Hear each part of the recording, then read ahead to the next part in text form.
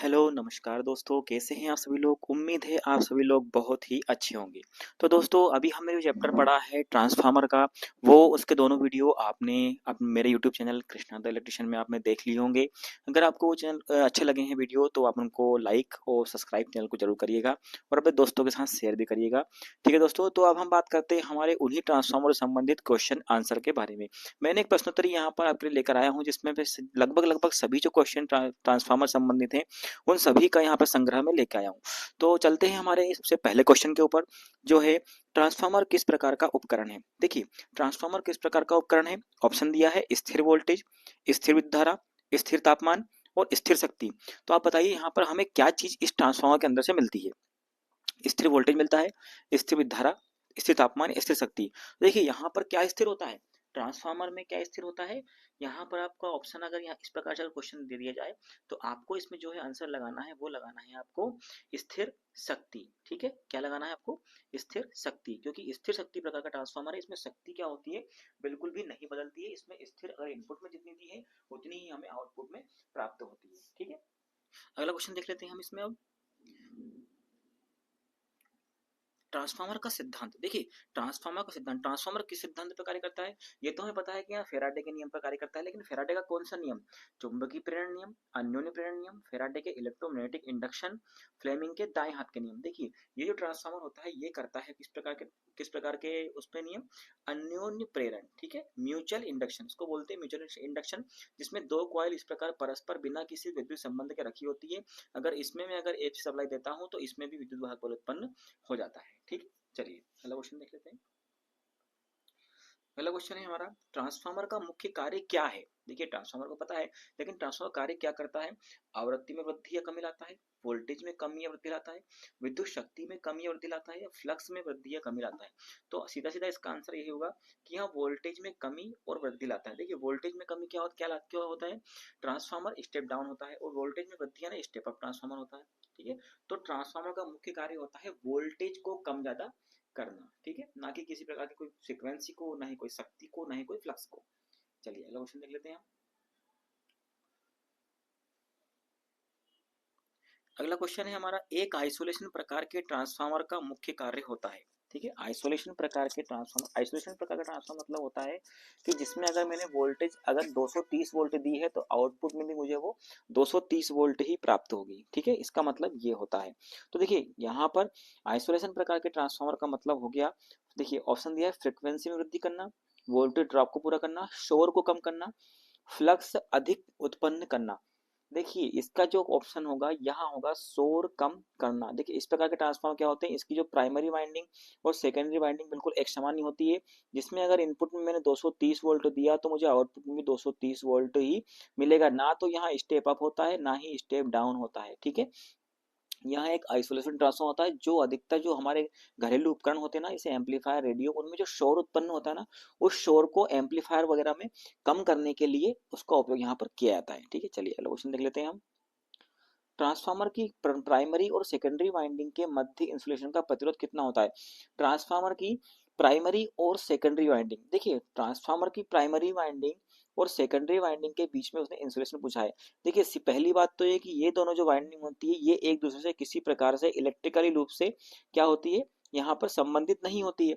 ठीक है, तो सीधी बात है, जब इन दोनों के बीच कोई संपर्क नहीं होगा, तो उसका प्रतिरोध कितना होगा, शून्य होगा। 100 ओम, 1 ओम, अनंत, इन दोनों के बीच का प्रतिरोध होता है अनंत। ठीक है, चलिए अगला क्वेश्चन देख लेते हैं हम। अगला क्वेश्चन है, ट्रांसफार्मर की दक्षता होती है एफिशिएंसी। कहीं भी क्वेश्चन आ जाए तो सबसे, देखिए जो मशीनें होती है ना, चाहे वो डीसी मशीन हो, चाहे वो एसी मशीन हो, जितने भी स्थिर ये यंत्र होते हैं, उन यंत्रों में जो ट्रांसफार्मर होता है, उनकी ही दक्षता ऐसी होती है कि सभी मशीनों से अधिक होती है। ठीक है, तो ऑप्शन दिया है 90% से 98%, 95% से 100%, 70% से 80%, 60% से 90%। तो हमारा ऑप्शन यहाँ पर होगा ए वाला।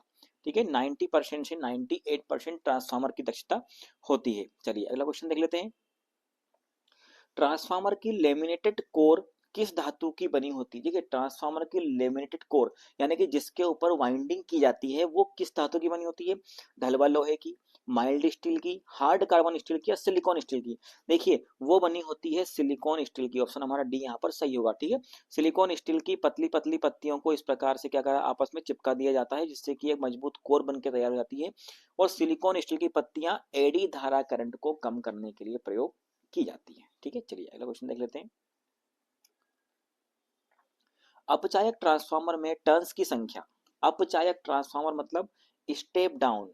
ठीक है, कौन सा हो गया ये? स्टेप डाउन प्रकार के ट्रांसफार्मर के बारे में हमसे पूछ रहा है कि प्राथमिक कुंडली में लपेटों की संख्या के समान होती है, प्राथमिक कुंडली की अपेक्षा द्वितीय कुंडली में कम होती है। ठीक है, द्वितीय कुंडली की अपेक्षा प्राथमिक कुंडली में कम होती है। तो स्टेप डाउन प्रकार के ट्रांसफार्मर में क्या होता है? प्राथमिक कुंडली में टर्न्स की संख्या अधिक होती है, द्वितीय कुंडली में टर्न्स की संख्या कम होती है। तो ऑप्शन कौन सा होगा यहाँ पर? कौन सा ऑप्शन यहाँ पर सही बैठ रहा है, आप बताइए।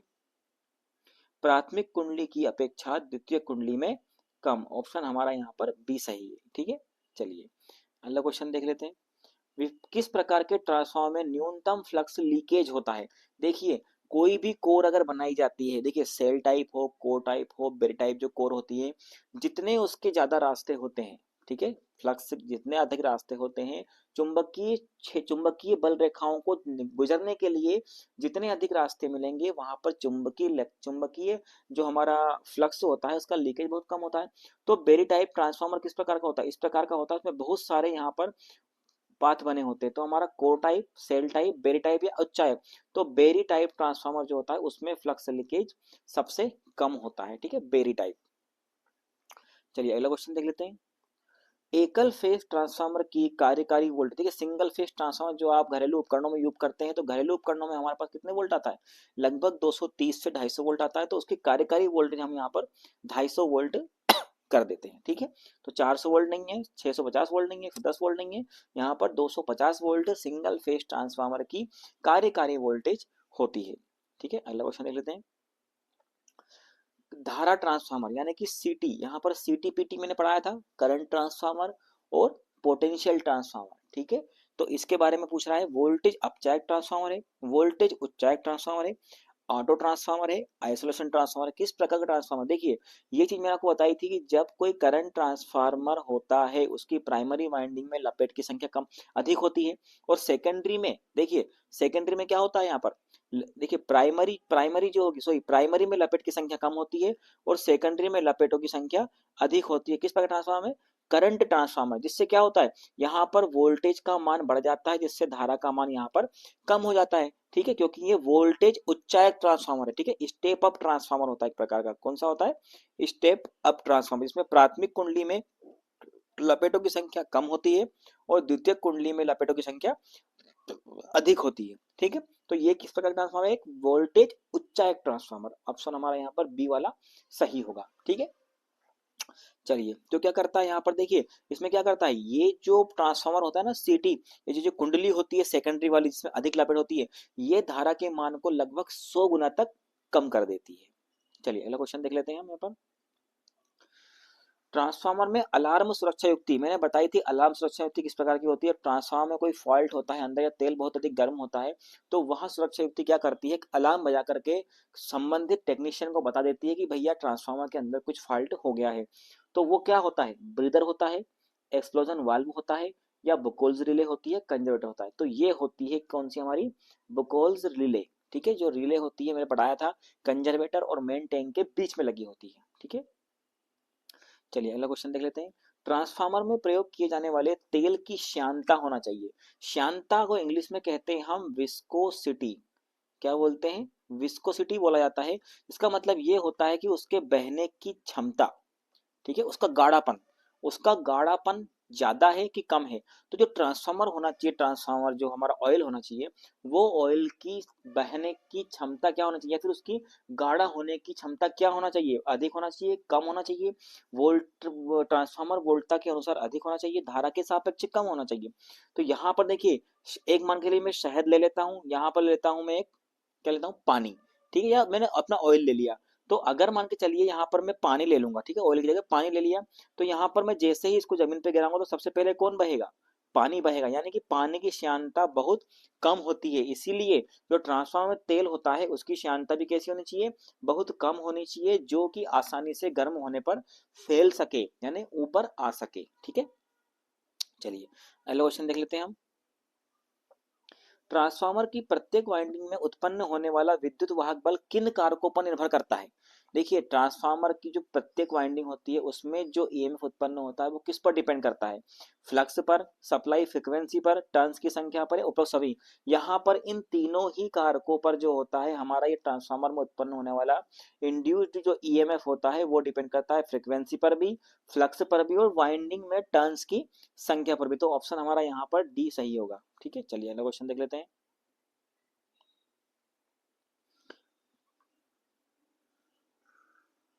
अगला क्वेश्चन है हमारा, थ्री फेज सप्लाई को टू फेज सप्लाई में परिवर्तित करने के लिए किस प्रकार के ट्रांसफार्मर प्रयोग किया। देखिए यहाँ पर थ्री फेज सप्लाई जा रही है और हमें लेकिन टू फेज सप्लाई की आवश्यकता है। तो इस प्रकार का ट्रांसफार्मर स्टार स्टार संयोजन, स्टार डेल्टा संयोजन, वी वी संयोजन या टी टी कनेक्शन, इस प्रकार का संयोजन होता है स्कॉट या टी टी कनेक्शन, जिसमें हमें थ्री फेज को टू फेज या फिर टू फेज को थ्री फेज सप्लाई में परिवर्तित कर लिया जाता है। ठीक है, चलिए अगला क्वेश्चन देख लेते हैं। किसी ट्रांसफार्मर में न्यूट्रल बिंदु को स्थिर रखने के लिए किस प्रकार की वाइंडिंग की जाती है। देखिए कोई भी ट्रांसफार्मर है उसमें न्यूट्रल क्या हो जाता है, थोड़ा सा अपनी जगह से हिल जाता है, जिससे हमें न्यूट्रल पूरी तरह से प्राप्त नहीं हो पाता। उसको हमें कम करने के लिए उस ट्रांसफार्मर के न्यूट्रल को स्थिर करने के लिए किस प्रकार की वाइंडिंग करते हैं, स्टार स्टार संयोजन वाइंडिंग करते हैं, स्टार डेल्टा वाइंडिंग करते हैं, वी वी संयोजन वाइंडिंग करते हैं, डेल्टा संयोजित टेरिटरी वाइंडिंग करते हैं। तो हमारा ऑप्शन होगा यहाँ पर डी, डेल्टा संयोजित टेरिटरी, या इसको टर्शियरी भी बोलते हैं। कौन सी बोलते हैं, टर्शियरी वाइंडिंग। ठीक है, जो दो स्टार कनेक्शन होते हैं उनके बीच में यहाँ पर इस प्रकार से डेल्टा में संयोजित की जाती है। ठीक है, मैंने आपको पढ़ाया था ये। अगला क्वेश्चन देख लेते हैं हम। किसी ट्रांसफार्मर की सेकेंडरी वाइंडिंग में अगर टर्न्स की संख्या अधिक हो तो, भाई देखिए मैंने आपको बताया था सेकेंडरी वाइंडिंग में अगर टर्न्स की संख्या अधिक है तो कौन सा ट्रांसफार्मर होता है, आउटपुट वोल्टेज का मान कम होगा, आउटपुट धारा का मान कम होगा, आउटपुट धारा का मान अधिक होगा, या प्राइमरी और सेकेंडरी वाइंडिंग वोल्टेज एक समान होगा। देखिए यहाँ पर सीधी सी बात है, स्टेप अप ट्रांसफार्मर के बारे में बात हो रही है। तो स्टेप अप ट्रांसफार्मर में अगर वोल्टेज अधिक होता है धारा का मान कम होता है। अब यहाँ पर वोल्टेज अधिक का तो ऑप्शन दिया नहीं है, यहाँ पर धारा का मान दिया, तो धारा का मान क्या होगा, आउटपुट धारा का मान कम होगा। ठीक है, ये हमारा ऑप्शन यहाँ पर सही होगा। अगर वोल्टेज बोलता कि आउटपुट वोल्टेज का मान अधिक होता तो वो ऑप्शन भी हमारा सही होता। चलिए अगला क्वेश्चन देख लेते हैं। किसी ट्रांसफार्मर में कुल हानि निर्भर करती है। देखिए कोई भी ट्रांसफार्मर है उसमें जो हानि होती है वो निर्भर करती है किस पर, धारा पर, वोल्टेज पर, धारा और वोल्टेज दोनों पर, धारा और वोल्टेज के बीच बने कोण पर। तो याद रखिएगा किसी भी ट्रांसफार्मर में अगर कोई भी हानि हो रही है तो वो उत्पन्न हुई धारा और वोल्टेज पर आधारित होती है, या उसके जो मेन जो कर्ता होते हैं उन हानियों के, वो धारा और वोल्टेज ही होते हैं, क्योंकि इन दोनों में निरंतर परिवर्तन होता रहता है। अगर फ्लक्स होता तो फ्लक्स भी इसका ऑप्शन सही होता। चलिए अगला क्वेश्चन देख लेते हैं। निम्न में से किस प्रकार की हानि को कम करने के लिए कोर को लेमिनेटेड किया जाता है। ठीक है, लेमिनेशन का मतलब ये होता है दोनों पत्तियों के बीच में किसी प्रकार का कोई यहाँ पर गैप नहीं होता। अगर गैप होगा तो यहाँ पर एडी धारा उत्पन्न हो जाएगी, उसी धारा को कम करने के लिए यहाँ पर इन कोरों को लेमिनेटेड किया जाता है। तो हमारा ऑप्शन कौन सा सही होगा यहाँ पर, एडी करंट हानि को कम करने के लिए। ठीक है, अगला क्वेश्चन देख लेते हैं। ट्रांसफार्मर में कोर के चुंबकीय एवं विचुंबकीय प्रभाव के कारण कौन सी हानि होती है, एडी धारा हानि होती है, हिस्टैरिसीस हानि होती है, स्ट्रे हानि होती है, कॉपर हानि। तो यहाँ पर हमारा ऑप्शन आएगा हिस्टैरिसीस हानि। ठीक है, इस प्रकार से वो हिस्टैरिसीस लूप होता है, मैं आपको बाद में पढ़ाऊंगा इसके बारे में, इस ट्रांसफार्मर के इस हिस्टैरिसीस लूप के बारे में भी हम आगे पढ़ेंगे। चलिए अगला क्वेश्चन देख लेते हैं। ट्रांसफार्मर को शॉर्ट सर्किट परीक्षण करते समय किस तरफ शॉर्ट सर्किट किया जाता है। देखिए ट्रांसफार्मर को जब शॉर्ट सर्किट परीक्षण किया जाता है उसका, तो उसको किस तरफ सर्किट करें, जहां पर कम वोल्टेज उत्पन्न होती है वहां पर उसको शॉर्ट सर्किट किया जाता है। तो ऑप्शन में दिए हैं अधिक वोल्टेज पक्ष तरफ, कम वोल्टेज पक्ष तरफ, प्राइमरी पक्ष तरफ या सेकेंडरी पक्ष तरफ। तो हमारा ऑप्शन यहाँ पर होगा बी, कम वोल्टेज जहां पर होगा वहां पर उसको हम शॉर्ट कर देते हैं। ठीक है, अगला ऑप्शन देख लेते हैं, क्वेश्चन देख लेते हैं। ट्रांसफार्मर में वोल्टेज रेगुलेशन किस पर निर्भर करता है, लोड के प्रतिशत पर, लोड के पावर फैक्टर पर, लोड धारा पर, या लोड वोल्टेज पर। तो हमेशा याद रखना जो वोल्टेज का रेगुलेशन होता है वो जो होता है पावर फैक्टर के सीधे समानुपात में होता है, यानी कि पावर फैक्टर अधिक होगा तो हमारा वोल्टेज का रेगुलेशन भी अधिक होगा। ठीक है, चलिए तो दोस्तों ये हमारे जो क्वेश्चन थे ये यहाँ पर पूरे होते हैं। तो इस वीडियो को आप अच्छे से देखिएगा, जितने लगभग क्वेश्चन उस ट्रांसफार्मर वाले चैप्टर से बनने के थे वो मैंने यहाँ पर आपको बना दिए हैं। और जो आपके पास अगर बुक हो वैकल्पिक व्यवस्था की तो उससे भी आप पढ़ सकते हैं, क्योंकि देखिए बहुत सारे क्वेश्चन एक ही चैप्टर में कम से कम 500 विकल्प बन सकते हैं। ठीक है, तो मुख्य मुख्य जो विकल्प होते हैं उन विकल्प उन क्वेश्चनों को मैं यहाँ पर आपके सामने लेके आता हूँ। अगर ये वीडियो आपको अच्छी लगी हो तो वीडियो को लाइक जरूर करना, शेयर कर दिए अपने दोस्तों के साथ, और कमेंट्स करके जरूर बताना कि आपको वीडियो ये कैसी लगी है, और चैनल को सब्सक्राइब करना मत भूलिएगा। तब तक के लिए जय हिंद, जय भारत।